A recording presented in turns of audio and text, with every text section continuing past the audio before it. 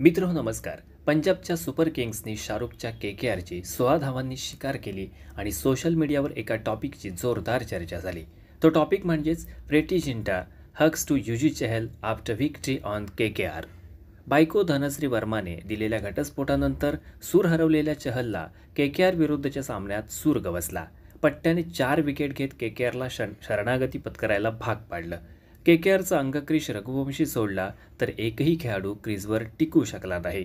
सामना जिंकल्यानंतर संघमालक प्रीती झिंटाने यजुवेंद्र चहलला आनंदाच्या भरात कडकडून मिठी मारली. बरं, अशा मिठ्या तर प्रीती झिंटा 2008 पासून मारत आली आहे, परंतु सध्या आउट ऑफ फॉर्म चाललेल्या यजुवेंद्र चहलसाठी ही मिठी मॅन ऑफ द मॅच पुरस्कारापेक्षाही कितीतरी मोठी होती. सोशल मीडियावर पंजाबच्या विजयापेक्षा आणि चहलच्या 4 विकेटपेक्षा प्रीती झिंटाच्या हकची चर्चा अधिक झाली. हा सामना के-के-आर सहज जिंकेल असं वाटत असताना चहलने के-के-आरच्या फलंदाजीचं कंबरड मोडून सामना एकहाती फिरवला. अजिंक्य रहाणे, रिंकू सिंग, अंगक्रीज रघुवंशी आणि रमणदीप सिंग अशा महत्त्वाच्या विकेट चहलने टिपल्या. तसं पाहता प्रीती झिंटा पंजाबसाठी बेस्ट परफॉर्मन्स देणाऱ्या खेळाडूंना 2008 पासून आलिंगन देऊन खेळाडूंचं कौतुक करत आली आहे. परंतु प्रीतीचं हे आगळंवेगळं मोटिवेशनसुद्धा पंजाबला एकही IPL किताब आजवर जिंकून देऊ शकलं नाही.